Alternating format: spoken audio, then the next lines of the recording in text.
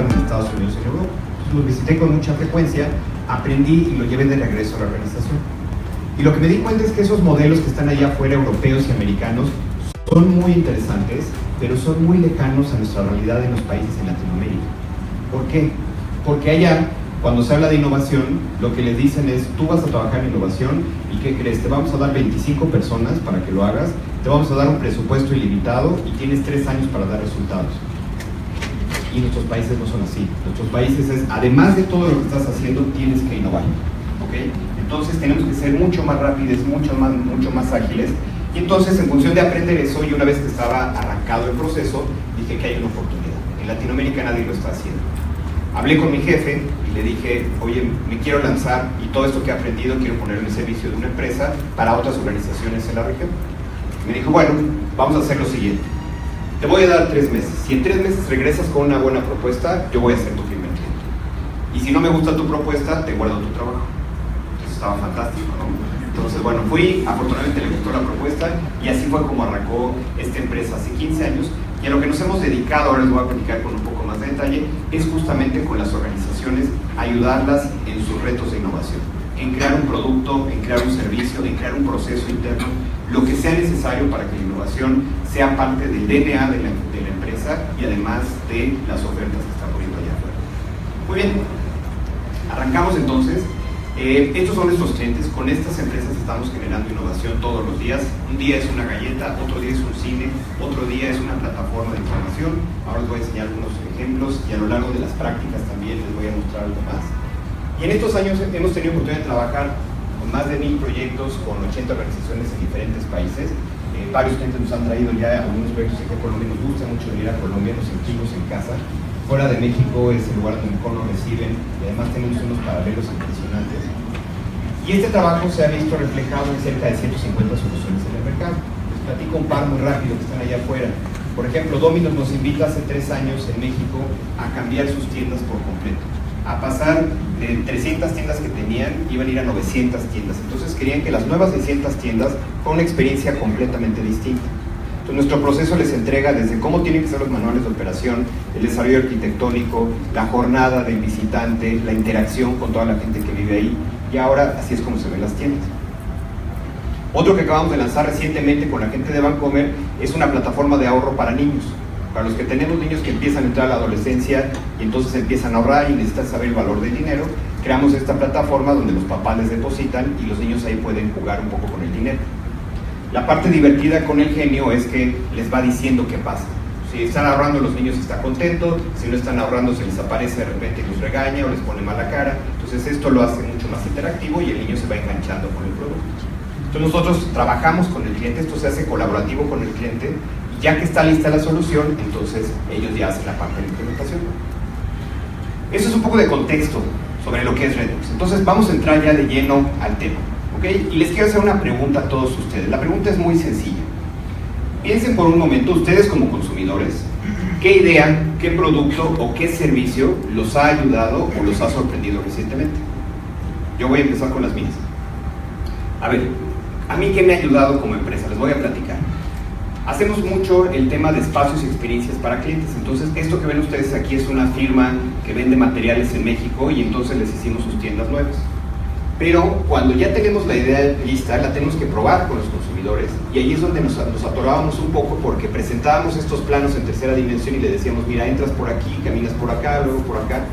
Y los que no somos arquitectos y tenemos esa parte muy desarrollada, nos perdemos, nos cuesta un poco de trabajo. Entonces nos tomaba hasta 2 o 3 semanas validar un concepto con cambios. Eso era antes. Ahora lo que hacemos es que los presentamos con realidad virtual. Entonces le ponemos a la gente sus lentes y les enseñamos cómo va a ser el espacio. Entonces, esto que ven ustedes aquí son unas tiendas que hicimos para Quaker que van a estar en México y en Brasil. Y poco a poco le dices a la gente, mira, entras si hay una panadería, después te encuentras un mercado con diferentes productos, a la vuelta está el café donde puedes comprar también diferentes cosas que están vendiendo en ese momento, etc., ¿no? Y entonces, en lugar de tomarnos 2 semanas, en 2 horas estamos validando un concepto. O esta señora que ven aquí es mi mamá. También la metemos al proceso ya validada. Siempre me dice mi hijito, muy buen trabajo, ¿no? Entonces ya, por lo menos con ella me quedo muy contento. Entonces, ese es el tipo de cosas que nos están ayudando a nosotros. Ahora, ¿qué me ha sorprendido? Este video lo vimos hace poquito, nos lo presentó uno de nuestros proveedores. Y esto que ven ustedes aquí es una impresora 3D. Entonces es una impresora que está haciendo nada más y nada menos que una casa. Y está haciendo una casa completa en 11 horas al 20% del costo de una casa normal. Yo la última vez que vi una impresora 3D eran los juguetes que hacían cubiertas de iPhones, ¿no? Y ahora vean en dónde está el tema de la impresión 3D. Entonces estas son dos cosas que me he encontrado allá afuera que o me ha ayudado a mí en el trabajo o lo he visto en el mundo y me ha sorprendido. Lo que tienen en común estos dos elementos es que generan valor. Uno me ahorra mi tiempo, el otro seguramente quien haga una casa en impresión 3D lo va a hacer muy rápido y mucho más barato. El tema del valor es muy importante porque la definición que nosotros manejamos de innovación es muy sencilla. Cuando tú tienes una idea y esta idea la implementas y tienes entonces valor de vuelta, ya estás capturando valor de vuelta, idealmente aquí, entonces podemos hablar de innovación. Si no son solamente ideas. ¿Okay? Y eso es lo que vamos a estar platicando durante los siguientes minutos. Ahora sí, les regreso la pregunta a ustedes. ¿Qué producto, qué servicio o qué cosa en general han visto allá afuera que los haya ayudado o que los haya sorprendido? Les voy a pedir que con la persona que tienen al lado, un minuto, muy rápido, un minuto para ver si se acuerdan. También se vale no acordarse, que hay tanta cosa allá afuera que no se acuerdan. ¿Vale? Adelante.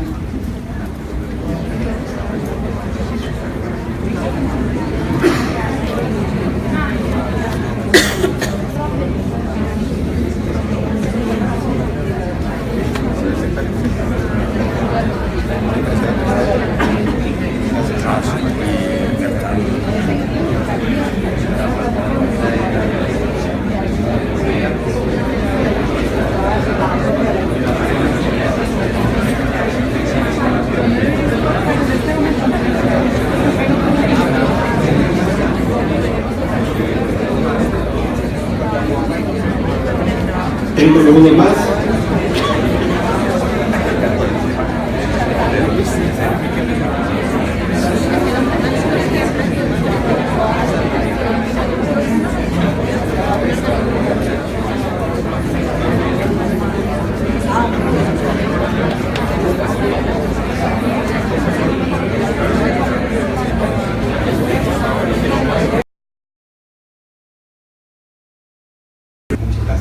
Ahora levante la mano el que no entendió la pregunta. Muy bien, perfecto. Esta pregunta tenemos 15 años haciéndola a los diferentes grupos con los que interactuamos. Y es bien interesante ver cómo ha cambiado la conformación, porque al principio cuando yo preguntaba quién se acordaba, se levantaban una o dos manos, pero era porque no habían entendido la pregunta. Piensen cómo ha cambiado el mundo en los últimos 15 años. Y ahora 80% de la gente se acuerda y el 20% no se acuerda. Y los que no se acuerdan es porque hay tanta cosa que ya estamos saturados. Eso es simplemente una evidencia de lo rápido que va avanzando el tema de innovación en todo.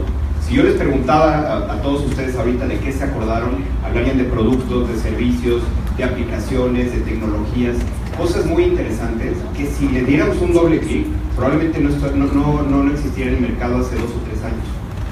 Entonces, simplemente esto es una reflexión para que vean que este juego se tiene que jugar y se tiene que jugar rápido. Ya no se puede uno esperar para innovar años o meses, esto es una cuestión de semanas, es un esfuerzo continuo.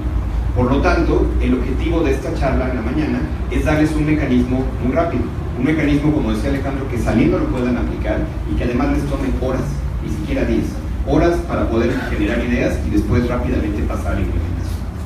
Muy bien. Platicábamos entonces hace unos momentos que innovación tiene que ver con valor. Y cuando hablamos de innovación hemos encontrado que las compañías en realidad innovan por 2 razones. A ver cómo les suenan a ustedes. Básicamente tiene que ver con pánico o con propósito, ¿no? Esos son los 2 grandes motivadores. Por pánico es cuando ya voy tarde, cuando ya me ganaron, cuando tengo que apagar un fuego, ¿okay? Y por propósito es cuando me pongo a pensar mucho más a futuro qué puedo transformar y qué puedo cambiar. La realidad es que todas las organizaciones están teniendo un balance de las dos. Digo, uno no es más bueno que el otro, pero lo ideal es que siempre haya mucho más énfasis en el futuro, en el propósito.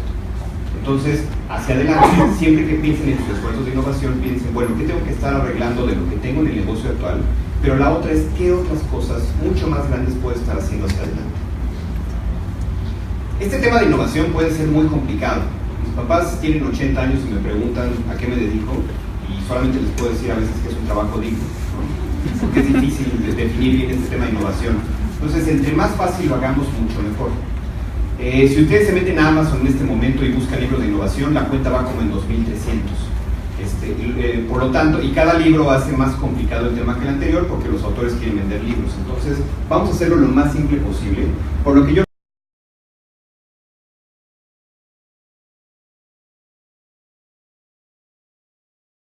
Y esta es perfectamente válida porque a veces creemos que la innovación tiene que ser tecnología que no se ha visto, ¿no? Tiene que ser el futuro, y no necesariamente. Este es súper válido.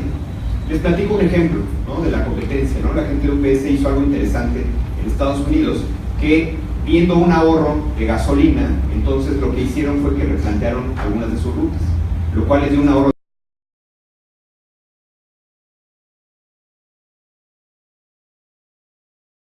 Hacer algo diferente y crear un negocio de cosméticos que se llama Stalin. Esta es una cadena de cosméticos que existe en Japón, son 80 tiendas y hoy son el 25% de las ventas del grupo Fuji. ¿Qué tiene que ver una cosa con otra? Ahorita les voy a contar la historia. Pero antes una pregunta. Hagan memoria. ¿En qué año compraron su último rollo de película? Más o menos por ahí del 2004, 2005, la gente de Fuji ve que ya no va a vender películas. Dice, bueno, ¿ahora qué hacemos? ¿Cómo recuperamos esos ingresos? Entonces hicieron un análisis para ver en dónde habían hecho inversiones importantes en los últimos años.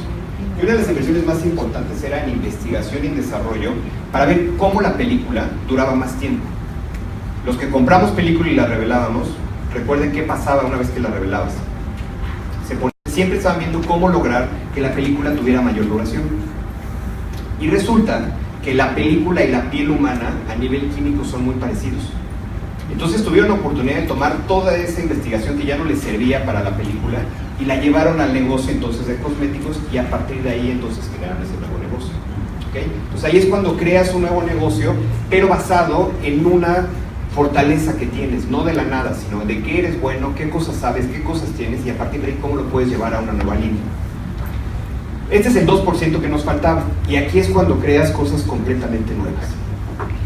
¿Okay? Cerrando este punto, si lo que quieres generar entonces son innovaciones incrementales, piensa en cuáles son esos puntos de dolor que la gente a la que tú estás sirviendo puede estar experimentando, y ese es el punto de partida. Y si quieres hacer un do different, entonces sí es un tema de cambiar mucho más el sistema. Hicimos un análisis el año pasado para ver las compañías que están haciendo un poco más de disrupción, qué están haciendo.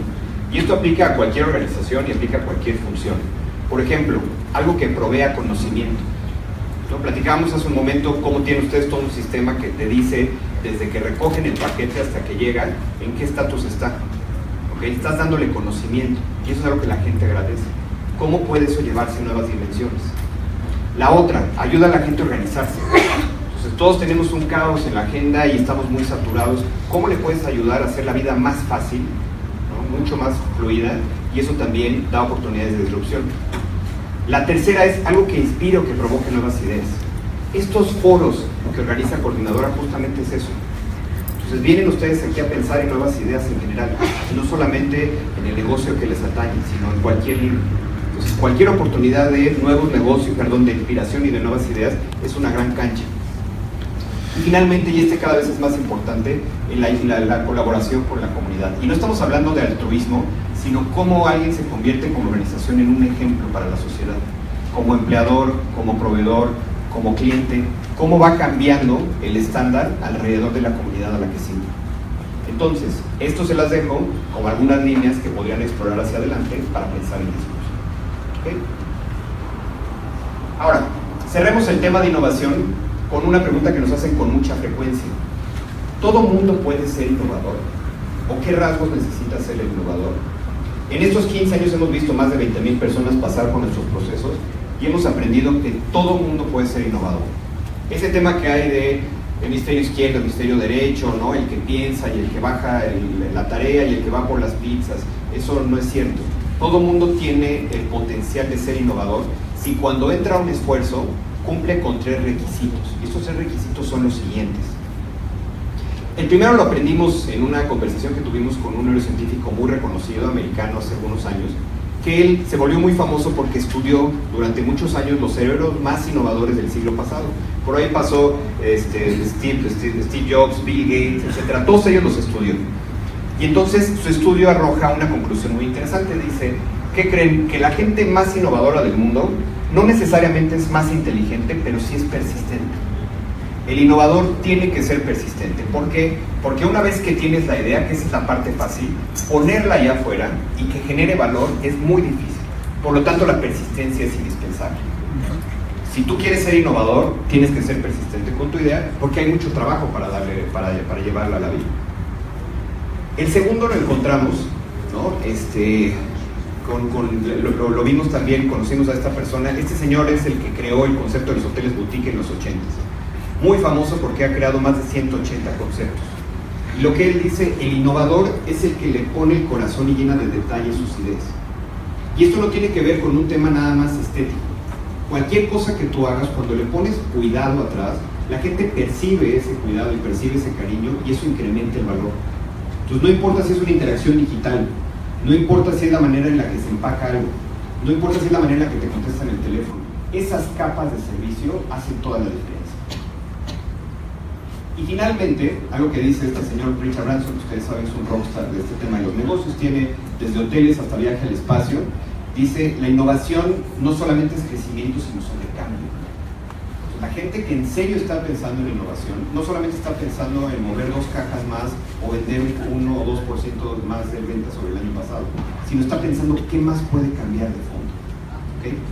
Entonces, el día de mañana, si tú quieres ser innovador, lo que necesitas es ser persistente, ponerle ese detalle y ese cariño a lo que estás haciendo, que sea diferente a lo de los demás, y finalmente el buscar que tu idea tenga un impacto mucho más grande que una cuestión transaccional. ¿Bien? Innovación, en resumen, tiene que dar valor, los 2 tipos que platicamos, do better y do different, y finalmente los 3 rasgos de la personalidad que les acabo de compartir. Bien, con eso cierro entonces el capítulo de innovación. Ahora, vamos a hablar de la etapa previa. La etapa previa tiene que ver con la parte creativa. Y la parte creativa vamos a definirla muy sencillo. ¿Qué es creatividad? Es cuando te sientas a pensar en ideas. Así de sencillo, buenas o malas, chicas o grandes, largas o cortas, es cuando te sientas y lo que necesitas es tener la mayor cantidad de ideas posibles en esta etapa. ¿Por qué? Este señor que ven ustedes aquí se llama Gary Hamel, es un gurú en temas de estrategia. Y él acuña hace algunos años un término que se llama la matemática de la innovación. Entonces dice, si tú quieres innovar, tienes que empezar por tener muchas ideas sobre la mesa inicialmente, porque de ahí el 10% es factible, de ahí el 10% puede ser un concepto, y de ahí el 10% se puede convertir en una innovación. El error que muchas veces cometemos es que si necesito innovar, entonces me asomo afuera de la oficina, veo quién está descuidado, lo meto conmigo en una sala, peloteamos algunas ideas, salen 3 o 4 y con eso empiezo a trabajar. Y luego resulta que estas 3 o 4 no funcionan, o que no son diferentes, etc. Entonces me faltó material. Necesito tener mucho más material para ponerme a trabajar la etapa de innovación. Por eso, entre más ideas, mucho mejor en este punto. ¿Okay? Hablando de creatividad, ¿qué tan creativos se consideran todos ustedes? Por favor, levante la mano el que diga yo sí, tremendo, desde niño. Muy bien, tenemos algunos valientes, perfecto, como 5 o 6, muy bien. Ahora, por favor, levante la mano el que diga yo tengo algunos días buenos. Muy bien, muchos más. Perfecto. Y ahora, finalmente, por favor, levante la mano el que diga yo, hijo de plano, yo soy ingeniero.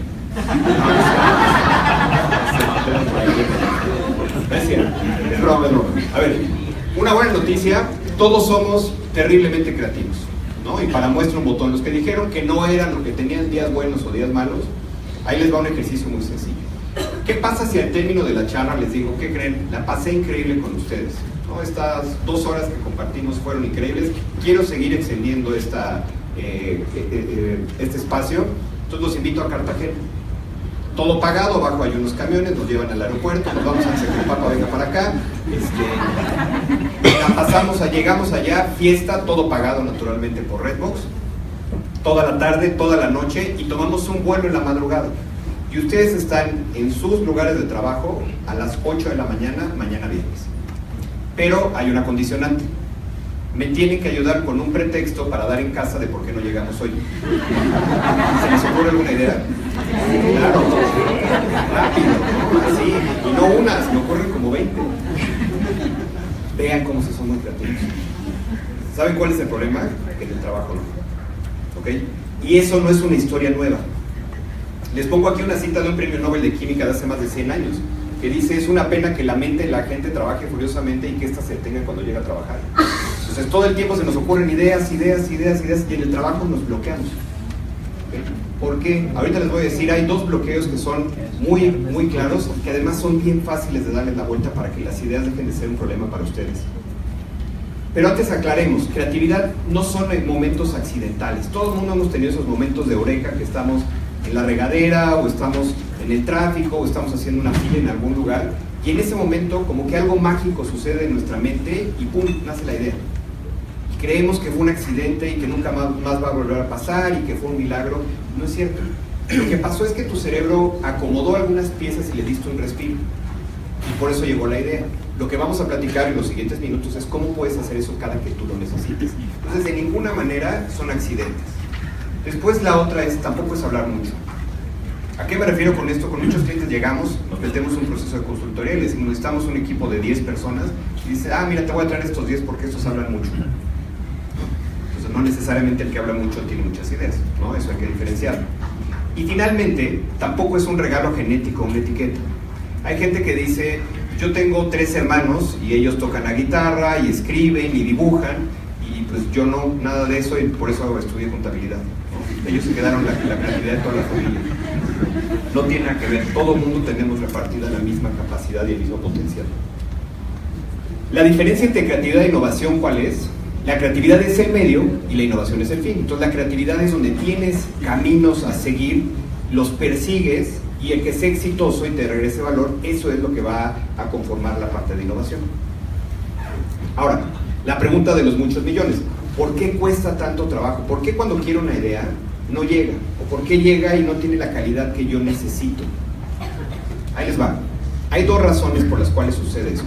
Se las voy a explicar y les voy a decir cómo les vamos a dar la vuelta para que dejen de ser entonces una comunicación. La primera tiene que ver la forma en la que nuestro cerebro está cableado. Como les pongo aquí, nuestro cerebro está programado para enjuiciar. Cada pieza de información que vemos está programado por default para enjuiciar. ¿Por qué? Porque durante millones de años vivimos a la intemperie, ¿no? Y entonces nuestro cerebro reptil, que es el que sigue tomando muchas de nuestras decisiones, era el que nos mantenía vivos, porque era el que cuando detectaba cualquier pieza de información inmediatamente tenía que juzgar. Entonces, si tú estabas a la intemperie y veías que se movía una hoja, no sabías si era el aire o era un tigre que se te venía encima. El cerebro tenía que tomar un juicio en ese momento y tomar una decisión. Y así a lo largo de todo el día, porque vivíamos en constante peligro. Ya no vivimos en constante peligro, pero el cerebro sigue con ese reflejo. Por lo tanto, cuando tú estás en una reunión de ideas y la gente pone ideas sobre la mesa, ¿cuál es tu primer instinto? Juzgarlas, criticarlas, pensar por qué no pueden funcionar. Eso es natural. ¿Por qué? Porque nuestro cerebro así es como está pensado, porque el cerebro nos está defendiendo. El cerebro no sabe que es una idea potencial, el cerebro lo que ve es un potencial tigre que se nos viene encima, ¿okay? Entonces, ¿cómo cambiamos esto? Es muy sencillo. Cuando tú estés en un espacio de creación de ideas, tienes que poner una regla, que es la regla de oro, y es la de, le tienes que decir a la gente y a ti mismo: no filtremos durante los siguientes minutos. Una buena sesión de ideas no dura más de 1 hora. Todos hemos estado en sesiones que duran horas o días, y recuerden su experiencia, hubo espacios muy productivos y luego era más de lo mismo. Entonces no gasten más de 1 hora en estos ejercicios. Y cuando estén ahí, ustedes tienen que decirse a ustedes mismos y al equipo: no filtren.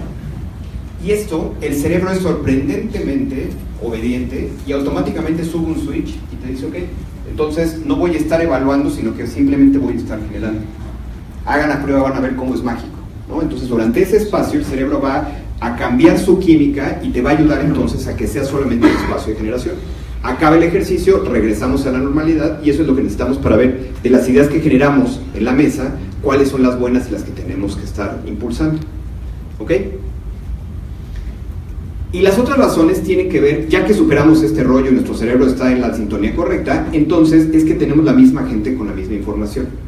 Entonces, primero, siempre somos la misma gente pensando. Si tenemos un problema de operaciones, invitamos a pura gente de operaciones. Si tenemos un problema de recursos humanos, invitamos a pura gente de recursos humanos. Inviten a 1 o 2 personas más a estas conversaciones que no tengan nada que ver con el reto, porque traen una frescura y traen a veces una perspectiva que no nos imaginamos, y les puede dar la solución sin que ustedes se lo imaginen. Les platico un caso que nos sucedió hace un par de años. Trabajamos con una empresa que vende paquetes, que vende viajes en crucero en el Caribe. Muy exitosa esta empresa y nos contrata para hacer un producto para nivel socioeconómico muy alto, ¿no? Y estamos haciendo el proceso, va avanzando muy bien. Y en la oficina que tenemos en México, cuando estamos trabajando en estos procesos, son oficinas que tienen vidrios de cristal, entonces ves pasar a la gente. Estamos trabajando en eso y vimos pasar a uno de los muchachos que tiene una empresa de limpieza, entonces él lo que hace es limpieza de vidrios, limpieza de diferentes elementos, ¿no? Y visita con mucha frecuencia la oficina. Cuando va a la oficina, entonces se mete a la cocina, se toma una Coca-Cola y se va, ¿ok? Entonces, estamos justamente en esa discusión, va pasando, se asoma a la oficina a saludar y nos dice, ¿qué hacen? Mira, estamos haciendo este proceso, te presento al cliente, estamos haciendo un paquete, ¿no?, de cruceros. Y entonces nos dice, qué barbaridad, el crucero es como mi sueño en la vida, a mí me encantaría ir a un crucero. Si yo pudiera ir a un crucero, me gustaría, pues primero que el precio fuera más o menos accesible para que yo pudiera llevar a toda mi familia, después que lo pudiera pagar en meses. La otra es que es en Estados Unidos, entonces alguien que me ayudara con el inglés, y finalmente alguien que me guiara más o menos para subirme y bajarme del barco para que no me pierda. Y nos dio muchos más detalles. Se dio la media vuelta y nos dejó con un productazo. Nosotros muy agradecidos le regalamos otra Coca-Cola. Le regalamos el primer paquete que salió, se lo regalamos. Pero vean cómo alguien que trae una perspectiva completamente fresca, de repente cambió un proceso, porque este cliente tenía como prioridad vender 4 o 5 paquetes muy caros, y resulta que de repente alguien que venía completamente fresco creó un producto que se vendió para miles. Entonces siempre incluyen en su proceso gente que no esté viciada con el reto. Y finalmente uno de los puntos más importantes tiene que ver la misma información. ¿Qué quiere decir eso? Que normalmente queremos ideas, nos encerramos en una sala y a ver qué se nos ocurre. Y resulta que se nos ocurre lo mismo de siempre. ¿Por qué? Porque no le estamos dando a nuestro cerebro con qué trabajar. Por eso entonces viene el último elemento del proceso, que es la parte de inspiración.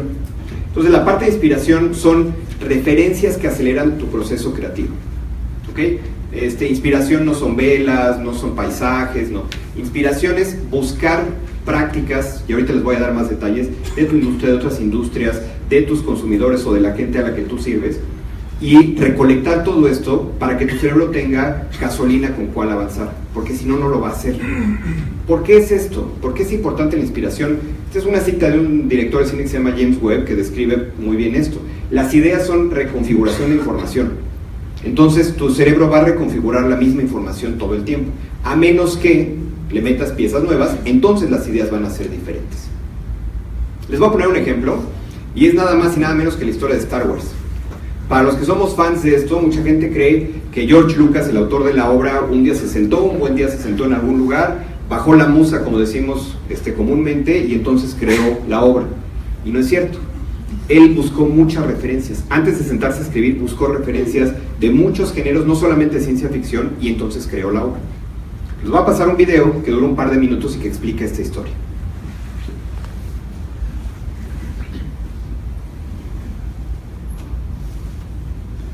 Creo que el audio no está funcionando. No importa, si no se las platico. Aquí lo que pueden ver son diferentes referencias. Y el video puntualmente habla de cuáles, ¿no? Entonces tomó ciencia ficción, tomó películas de cine japonés. Pueden ver las escenas tal cual, cómo el concepto de la escena se repite. Entonces, esta es una escena, es una batalla entre samuráis. Y ahora van a ver qué es lo que pasa en la otra escena. Viene la pelea y entonces a uno le cortan el brazo. Y esa misma escena es la que vieron los que vieron la película recordaron en la primera película, que sucede una pelea en un bar y también le cortan el brazo al otro. También las películas del oeste y las de guerra fueron una gran inspiración para George Lucas. Entonces aquí pone el paralelo, una película de John Wayne, cómo llega, encuentra a la familia que la quemaron y lo mismo le pasa al otro, ¿no? Y hasta el movimiento de cabeza es similar. Más escenas de películas del oeste. Esta es tomada de otra película, la del bueno, el malo y el feo. Después las escenas de los ataques también están tomadas de películas de la Segunda Guerra Mundial.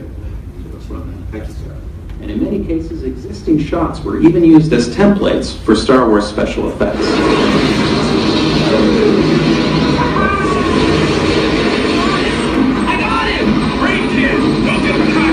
There's also many other elements clearly derived from various films. We have a Tin Man, like the Tin Woman in Metropolis, a couple shots inspired by 2001, a grab the girl and swing scene like this one in The Seventh Voyage of Sinbad, a holographic projection kind of like the one in Forbidden Planet, a rally resembling this one in Triumph of the Will, and cute little robots much like those in Silent Running. George Lucas collected materials, he combined them, he transformed them. Okay.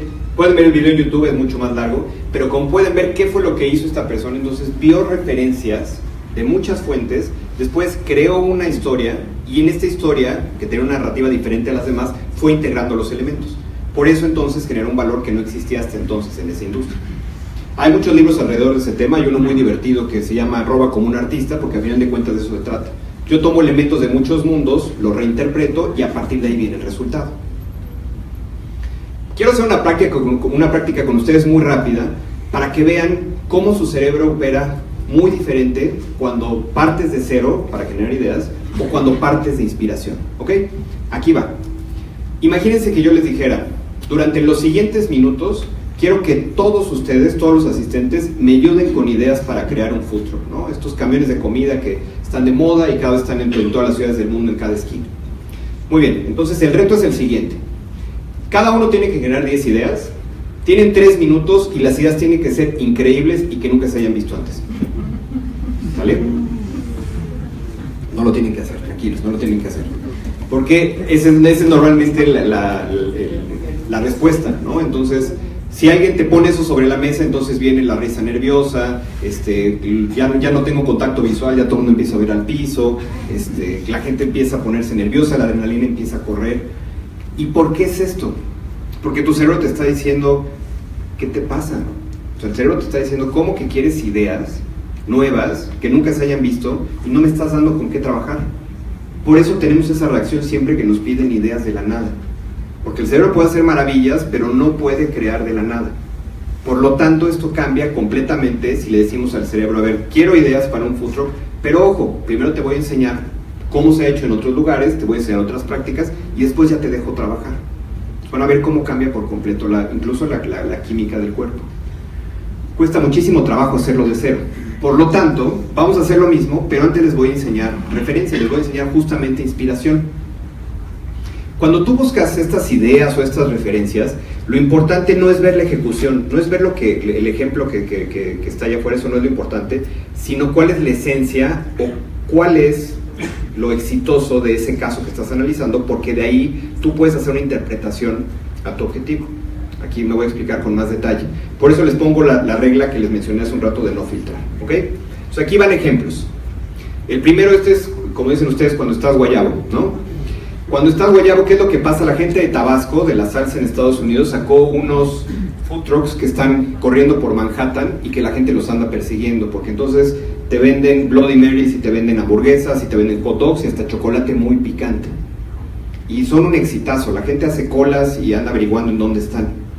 ¿Por qué es exitoso? Es lo que te tienes que preguntar. El ejemplo está divertido, pero si es mucho más exitoso que los demás, tienes que preguntarte por qué. Y es porque está resolviendo una necesidad que nadie más está resolviendo. Entonces, ese es el elemento que tú tienes que abstraer para luego llevarlo a tu idea, ¿ok? Este es un ejemplo. Otro ejemplo, porque estamos hablando de comida y no necesariamente tiene que ser food trucks, sino elementos de comida en general. Esto que ven ustedes aquí son los locales que pueden encontrar en aeropuertos en Estados Unidos y en Canadá, que se llama Vino. Puede ser una aerolínea asiática, puede ser una tarjeta de servicio. ¿Quién de otras industrias está haciendo lo mismo que tú y puedes aprender algo diferenciado? Y finalmente la última tiene que ver con otras disciplinas. Y aquí normalmente metes tendencias. Esto cada vez es más importante porque te permite ver hacia los siguientes 2 o 3 años para dónde van elementos que tú debes considerar justamente porque vas a crear el futuro. Este modelo le llamamos las 4 fuentes de inspiración. Como les decía, son estas dimensiones y lo tenemos medido. Si tú utilizas esto, incrementas en 300% la calidad de tus ideas, la cantidad y la calidad de tus ideas, porque entonces tienes mucha variedad de dónde combinar. Por lo tanto, cuando llega el momento de filtrar, entonces tienes muy buenas posibilidades para tener una idea exitosa, ¿no? Les voy a platicar un ejemplo de aplicación. Vamos bien de tiempo. A ver, imagínense, así como les dije hace algunos minutos que íbamos a platicar del food truck, imagínense que... ¿Qué se les ocurre? Una vez más, si yo partiera de cero, entonces alguno diría pues que las palomitas fueran más baratas, ¿no? Que la pantalla fuera más grande. Entonces saldrían algunas ideas aisladas, pero no necesariamente reinventaríamos la experiencia de ir a un cine de principio a fin. Esto es justamente uno de los proyectos que hicimos hace un par de años para la gente de Cinépolis. Cinépolis en México es la cadena más grande de proyección y a nivel mundial me parece que es la tercera operadora más grande de cine. Entonces ellos nos invitaron a un proceso, a que les ayudáramos en un proceso para pensar cómo van a ser los conjuntos del futuro. Porque hoy la competencia no es la otra exhibidora, la competencia es la gran pantalla con Netflix, ¿no? Entonces el tema es cómo lo podíamos hacer diferente. Entonces este fue el objetivo, cómo hacíamos que la gente sienta más el cine, más las historias, acudiendo entonces a los complejos. Y a partir de ahí empezamos a trabajar, ¿ok? Un proceso de los que nosotros generamos para clientes tiene una primera etapa donde naturalmente entendemos el objetivo, etcétera, y después viene la etapa divertida, que es donde los inspiramos. Normalmente la inspiración sucede que nosotros colectamos casos, los analizamos presentándolos como en este caso, y a partir de ahí nos ponemos a generar ideas. Pero hay clientes que dicen, no, yo quiero algo más extremo, ¿no? Llévame un viaje, vamos a hacer un viaje para ver eso de primera mano. Entonces en este caso, ¿no?, nos los llevamos a Nueva York. Bueno, más bien ellos nos llevaron porque ellos pagaron. Pero entonces fuimos a Nueva York a ver diferentes ejecuciones justamente sobre este tema de inspiración. Y esto fue lo que analizamos. Empezamos como siempre con nuestra dimensión de voces. Entonces, antes de salir de México, lo que hicimos fue entrevistar a una gran cantidad de usuarios para entender cuáles eran los dolores que tenían cuando iban al cine.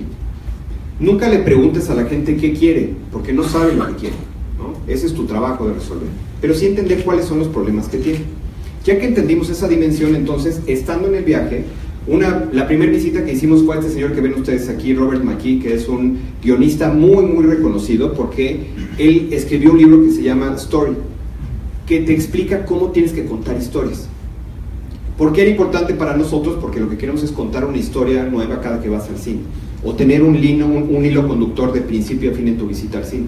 Entonces nos compartió cómo lo hace y nos dio algunas ideas de cómo lo haría él en una experiencia del cine. Después en tu industria, aquí se puso más retador porque dijimos no podemos ir a ver cines porque los cines en Estados Unidos la experiencia está más atrasada que la que se ofrece en Cinépolis en México. Dijimos, bueno, a ver, ¿quién te hace sentir a través de historias cosas nuevas? Y entonces nos llevamos al observatorio del World Trade Center. Entonces es un lugar muy interesante porque te hace sentir la historia de Nueva York. Entonces fuimos a ver qué elementos tenía. Entonces el primero fue, hay un elevador con el que entras, que conforme vas subiendo, te va haciendo una representación de cómo fue la ciudad, desde que era un pantano y la compraron a los indios, los europeos que llegaron ahí, hasta cómo poco a poco se convirtió en una villa, después cómo se convirtió en un puerto, después cómo se convirtió ya en la ciudad que existe hoy y los diferentes edificios que han vivido por ahí. Entonces eso es la narrativa, es la historia que te empieza a platicar cuando entras en el elevador. Ya que sales del elevador te encuentras entonces una pantalla y esta pantalla te está mostrando escenas de la ciudad que son muy típicas. Luego, esto se recorre, esa pantalla, y entonces ya tienes el gran ventanal. Entonces recorres el espacio viendo las ventanas y tienes escenas muy cotidianas de Nueva York y después tienes una realidad aumentada para ver los edificios más interesantes, ¿no? Entonces íbamos tomando nota de cómo te contaban la historia de la ciudad para ver cómo lo podíamos hacer en los cines. Después llegó el momento de ver otras industrias y pensamos a ver quién está haciendo hoy un buen trabajo también para contar historias allá que no sea entretenimiento. Y resulta que son los restaurantes. Llevamos a uno que se llama el Chef Club, que es un lugar donde seleccionan a chefs de diferentes lugares del mundo y te cuentan sus historias. Entonces tú tomas la carta y entonces aquí viene la historia de este chef, así es como llegó, esta es su influencia y por cierto ese es su plato favorito. No el que le gusta comer, sino no el que le gusta preparar, sino el que a él le gusta comer personalmente y ese es el que está en la carta. Entonces te platico una historia bien interesante alrededor de la gente que selecciona. Y puedes pedir la comida que a ellos les gusta y la bebida, ¿no? Por ejemplo, aquí tomamos una foto al mezcal del mexicano que está ahí. Y finalmente en otras disciplinas, pensando en futuro, lo que encontramos es que hay un tema de inteligencia artificial y Big Data que cada vez es más relevante. Entonces fuimos a visitar a la gente de Watson, de IBM, y vimos cómo en las oficinas te muestran la información. Cómo hay un problema, por ejemplo, ahí hay un demo que te habla de un tema de salud y te dicen cómo recopilan una cantidad brutal de información, cómo la destilan y cómo la presentan para que entonces los médicos puedan tomar decisiones en lugar de en 3 semanas, en horas. Entonces es muy visual y juegan mucho con pantallas para hacerlo complejo, muy fácil. Hasta aquí acaba la experiencia de inspiración. Termina este viaje, regresamos a México y entonces nos ponemos a trabajar en ideas. Como les decía, necesitamos 77, nos quedamos al final con 7 ideas, que son las que les voy a mostrar, y así es como se van a ver los cines a partir, el primero se va a inaugurar en diciembre de este año. Lo que decidimos fue cambiar la experiencia en 7 momentos diferentes. El primer momento era el tema de la compra. El tema de la compra hoy es un problema ya, porque solamente el 9% de la gente compra con sus teléfonos. El resto sigue llegando a la taquilla a comprar. Y normalmente cuando vas a un cine tienes que hacer hasta 4 filas. Primero vas por los boletos, ya que acabaste esa fila ahora vas por las palomitas, y después vas por las crepas, entonces pierdes en promedio unos...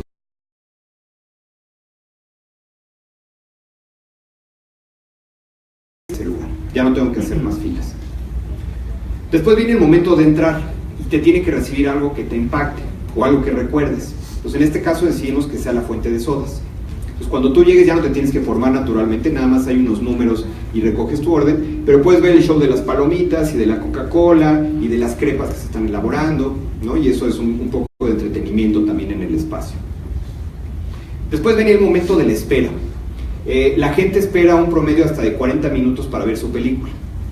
No sé cómo pase aquí en Colombia, pero en México hay 2 grupos que van al cine que son enemigos mortales. Por un lado van los adultos y adultos con niños, y por el otro van los muchachos, ¿no? Los adolescentes, y se odian, no pueden estar en el mismo espacio.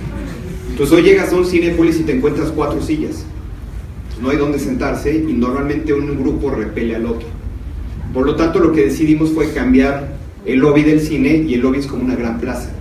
Pues tienes muchos lugares para sentarte, muchas configuraciones justamente para tomar asiento, y hay pantallas alrededor de ti que te van mostrando avances de las películas, pero de manera espectacular.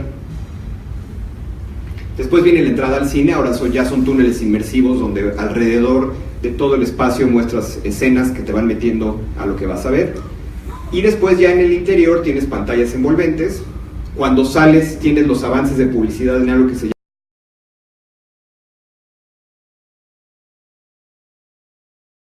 esta zona de cambio, y aquí es donde puedes tomar un café, puedes tomar un té, puedes comprar memorabilia de las películas, etc. ¿Okay? Así es como van a ser los cines ahora. Como pueden ver, hay elementos de todo lo que yo les mostré del viaje de Nueva York. Por ejemplo, aquí es prácticamente una réplica de lo que vimos en el Chef's Club. Entonces vimos un restaurante de chefs y lo llevamos a una interpretación de un restaurante de cine. Las pantallas que vieron grandotas son las que vimos en Watson, son las que vimos en el World Trade Center. Entonces cada uno de estos elementos que les mostré en el proyecto de Cinépolis fue tomado de diferentes piezas del viaje. Porque si no hubiéramos hecho ese viaje, no hubiéramos hecho esa investigación, hubiéramos tenido un cine pues, probablemente mejor pintado, ¿no? Con más iluminación, pero no con una experiencia de principio a fin diferenciada. Por eso la inspiración hace toda la diferencia. Si se llevan un concepto esta mañana es eso, tienen que empezar con inspiración, tienen que invertir en inspiración, tienen que viajar más, tienen que leer más. Por eso estos foros a los que los invitan son tan importantes, porque vienen piezas de información de otras industrias y de otras categorías que se van sumando a todo ese repositorio que tienen ahí y que el día de mañana les va a facilitar los procesos de ideas. ¿Okay? Cerramos y ya que tenemos las ideas, ya la pasamos bien, ahora viene la parte más retadora y es la de hacer que las cosas sucedan. Tienen que evitar lo siguiente, esto se lo ponemos sobre todo a nuestros clientes de consumo, que como pueden ver dicen, bueno ya, finalmente terminamos, ya todo el market research para lanzar nuestro producto, y dicen, pues sí, pero ya nos retiramos, ¿no? Entonces, a veces tenemos las ideas y nos tardamos en ejecutarlas, y nos tardamos, y luego la idea no pasa, o ya nos ganó la competencia, o ya perdimos una buena oportunidad. Por lo tanto, es importante actuar rápido. ¿Por qué? Porque la mayoría de las ideas no suceden. Hemos visto algo interesante que le hemos llamado el dilema creativo, que es lo siguiente. La gente le entra con muchas ganas a los procesos de ideas, ¿ok? Se supera esa barrera. Y cuando tú tienes una idea lista, tu nivel de emoción y energía es muy alto. Pues estás muy emocionado, la idea es nueva, promete mucho, ¿no? Es como cuando alguien tiene un novio o una novia nueva, ¿no? Todo es muy bueno al principio, todo está muy, muy ilusionado. Pero luego llega el momento de implementar. Y entonces, aquí es donde la persistencia es clave, pero ya son procesos mucho más pesados, ¿no? Entonces, el nivel de energía baja, porque es operación, es ejecución, es pelearte con la gente para que las cosas pasen, no funcionó como yo necesitaba, me tengo que regresar y lo tengo que volver a hacer. Entonces, baja esto. Y mucha gente, en lugar de seguir adelante con la idea, se pone a hacer más ideas y más ideas y más ideas. Entonces, las organizaciones se convierten en una pesadilla de workshops de ideas, ¿no? Vas por las organizaciones y por todos lados hay post-its y por todos lados hay ideas y hay sesiones y hay pelotas. Oye, ¿y qué han lanzado? No, pues no hemos lanzado nada, ¿no? Pero sí tenemos un chorro de ideas. Bueno, es bien importante, ya que tienes la idea, hacer que eso pase, porque si no, no hay innovación. Si no hay valor de vuelta, no hay innovación. Unos tips muy sencillos para que tengan en mente. Hay un muy buen libro que seguramente ustedes conocen, de Lean Startup, que el principio es: haz que las cosas pasen rápido, y dice que el movimiento constante es la clave de la ejecución. Ya que tienes la idea, inmediatamente ponerse a trabajar, asignar tiempo para hacerlo. ¿Cómo lo haces? En tu agenda programa ventanas de tiempo para hacerlo. Así como hoy nos agendamos juntas de revisiones, juntas de presupuesto, reuniones para diferentes objetivos, empiecen a meter en sus agendas espacios para hacer que las ideas pasen, para que de esta forma lo tengamos apartado y lo tengamos real. Porque muchas veces tenemos la idea y bueno, ahora ¿cuándo lo hago? A menos de que lo pongas en calendario, eso no va a suceder. Es bien importante que recuerden una regla que les voy a compartir ahorita, que se llama la regla de los 11 días. También estudiamos durante mucho tiempo qué pasaba con las ideas que tenían los clientes. Y nos dimos cuenta, y a ver cómo les suena en su experiencia, que las ideas tienen un ciclo de vida de 11 días. ¿Qué quiere decir esto? Tú estás en un ejercicio creativo, tienes tu idea, ya la seleccionaste, y entonces esa idea está hasta arriba de tus prioridades. Así es como empieza. Muy bien. Y entonces, acaba esa sesión de ideas, regresas a tu oficina y resulta que tienes 110 mails que no has contestado, ¿ok? Entonces la idea empieza a bajar. Luego tienes la junta, luego tienes el viaje, luego tienes el cliente, luego tienes la operación. Entonces, conforme van pasando los días, esa idea que en un momento fue muy importante para ti se va cayendo. Y en promedio hemos visto que después de 11 días cae tanto en tus prioridades que ya luego se perdió. Por lo tanto, es importante que estas ventanas que les platicaba yo de tiempo para hacer estén espaciadas en no más de 11 días. Porque entonces va a ir cayendo en tus prioridades y cuando haces algo con ella vuelve a subir. Y va cayendo y vuelve a subir. Entonces es muy importante que recuerden que no pasen más de 11 días entre cada involucramiento que haya con la activación de la idea. Otra cuestión es que compartas tus ideas. Esa cuestión que había antes de, oye, es que si cuento mis ideas me las van a robar, es como de los 80s. Eso ya no aplica. ¿Por qué? Porque si tú compartes tus ideas, la gente normalmente te va a dar una retroalimentación o incluso va a poner recursos a tu servicio para que las cosas pasen. Hoy la gente se emociona con lo nuevo. Y a los que les da miedo que les roben la idea, a ver, piénsalo así: si es tu idea y tú la quieres y te está costando mucho trabajo hacerla, ¿tú crees que el otro va a poder? No como tú te lo imaginaste. Entonces platica tus ideas y entonces empieza a agarrar una fuerza muy interesante esto. Finalmente, no te quedes esperando la gran idea. La gran idea, mucha gente dice, la idea está buena, pero no sé si es una gran idea. Voy a esperar a otra, y voy a esperar a otra, y voy a esperar a otra. Y eso no sucede. Solamente el mercado puede saber si es una gran idea. Si tú sientes que es una buena idea, suficientemente buena, lánzala. Y ya el mercado te dirá de vuelta si fue fantástica o no. Y la última reflexión es que si las cosas no salen como planeaste, entonces es importante ver qué puedes aprender. El juego de la innovación siempre es de 3 pasos para adelante y 2 para atrás. Siempre hay experimentación y siempre hay errores. Es un factor que siempre va a existir. Entonces, aquí es como si ustedes estuvieran jugando un portafolio de inversiones. Así es como tienen que ver el tema de la inversión. Entonces, yo voy a hacer 5 cosas como si fuera una inversión y sé que 3 van a fracasar, pero sé que 2 van a ser muy buenas y van a compensar lo de las otras. Entonces, siempre entren con esa mentalidad. Hay una alta probabilidad de que la idea no funcione, pero ¿qué puedes aprender para entonces combinarlo, llevarlo de una forma nueva? Y así es como se va avanzando en los temas de innovación. ¿Ok? Lo platicaba al principio, y esto es bien importante tenerlo. Siempre es trabajo de más. ¿Quién es el que le va a entrar a la innovación? El que quiere trabajar más, el que está dispuesto a trabajar más. ¿Por qué? Porque va a crear el futuro. A mí la parte que más me gusta de hablar de innovación en las organizaciones es que cuando lo dicen las organizaciones en serio, es porque están dándole a sus empleados, a sus proveedores, a sus aliados, la oportunidad de crear el futuro. Eso es la innovación. Entonces, el que lo quiere crear tiene que tener claro que es mucho trabajo, pero los beneficios son fantásticos. Muy bien. Cerramos con un último mensaje.